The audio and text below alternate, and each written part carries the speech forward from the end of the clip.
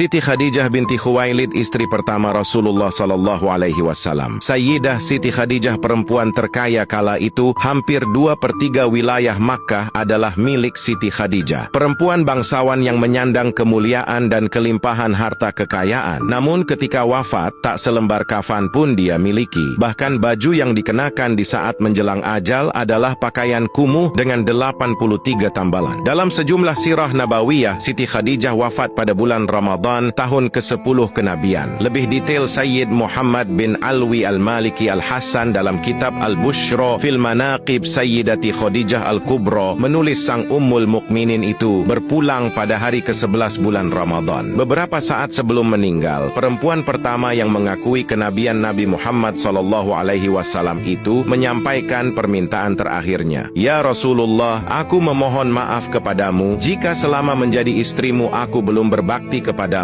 Kata Khadijah, seperti dikutip kitab Al-Bushra fil Manaqib Sayyidati Khadijah Al-Kubra halaman 16. Mendengar perkataan sang istri, Rasulullah menjawab, jauh dari itu ya Khadijah. Engkau telah mendukung dakwah Islam sepenuhnya, jawab Rasulullah. Dengan nada lirih, Khadijah berkata kepada Rasulullah SAW bahwa dirinya sudah tak punya apa-apa lagi untuk mendukung perjuangan Islam. Seluruh hartanya telah habis. Sementara perjuangan Rasulullah SAW dalam menyebarkan Islam belumlah selesai. Wahai Rasulullah, seandainya nanti aku mati sedangkan perjuanganmu ini belum selesai, sekiranya engkau hendak menyeberangi sebuah lautan, sekiranya engkau hendak menyeberangi sungai, namun engkau tidak memperoleh rakit atau jembatan, maka galilah lubang kuburku, ambillah tulang belulangku, jadikanlah sebagai jembatan untuk kau menyeberangi sungai itu, supaya engkau bisa melanjutkan dakwahmu, kata Khadijah. Menjelang ajalnya pun, Khadijah tidak berani meminta sesuatu kepada Rasulullah. Dipanggillah Fatimah putri satu-satunya. Ya Fatimah putriku, aku yakin ajalku segera tiba. Bisik Khadijah kepada Fatimah sesaat jelang ajal. Yang kutakutkan adalah siksa kubur. Tolong mintakan kepada ayahmu agar beliau memberikan sorbannya yang biasa digunakan untuk menerima wahyu, agar dijadikan kain kafanku. Aku malu dan takut memintanya sendiri, kata Khadijah dengan suara lirih kepada putri semata wayangnya itu. Mendengar hal itu, Rasulullah berkata, wahai Khadijah, Allah menitipkan salam kepadamu dan telah dipersiapkan tempatmu di surga, kata Rasulullah SAW, dan disambut senyum Khadijah. Tak lama mendengar itu, Ummul Mukminin, ibu kaum mukmin pun menghembuskan nafas terakhirnya di pangkuan Rasulullah. Didekapnya sang istri itu dengan perasaan pilu yang teramat sangat. Tumpahlah air mata mulia Rasulullah dan semua orang yang ada di situ. Dalam suasana tangis dan duka menyelimuti keluarga Rasulullah SAW, malaikat Jibril turun dengan mengucap salam dan membawa 5 kain kafan. Kemudian Rasulullah menjawab salam Jibril dan bertanya, untuk siapa sajakah kain kafan itu ya Jibril? Tanya Rasulullah. Kafan ini untuk Khadijah, untuk engkau ya Rasulullah, untuk Fatimah, Ali dan Hasan, jawab Jibril yang tiba-tiba berhenti berkata, kemudian menangis. Rasulullah lalu bertanya, kenapa ya Jibril? Cucumu yang satu, Husain, tidak memiliki kafan. Dia akan dibantai, tergeletak tanpa kafan dan tak dimandikan, jawab Jibril. Setelah mendengar jawaban Jibril, Rasulullah berkata di dekat jasad Khadijah, wahai Khadijah istriku sayang, demi Allah, aku takkan pernah mendapatkan istri sepertimu. Pengabdianmu kepada Islam dan diriku sungguh luar biasa. Allah Maha mengetahui semua amalanmu. Semua hartamu kau hibahkan untuk Islam. Kaum muslimin pun ikut menikmatinya. Semua pakaian kaum muslimin dan pakaianku ini juga darimu. Namun mengapa permohonan terakhirmu kepadaku hanyalah selembar sorban? Rasulullah pun tampak sedih. Oh Khadijahku sayang, kau meninggalkanku sendirian dalam perjuanganku. Siapa lagi yang akan membantuku? Aku ya Rasulullah, sahut Ali bin Abi Thalib, sang menantu saat di samping Rasulullah. Di samping jasad Siti Khadijah, Rasulullah kemudian berdoa kepada Allah, ya Allah, ya ilahi Rabbi, limpahkanlah rahmatmu kepada Khadijahku yang selalu membantuku dalam menegakkan Islam, mempercayaiku pada saat orang lain menentangku, menyenangkanku pada saat orang lain menyusahkanku, menenteramkanku pada saat orang lain membuatku gelisah.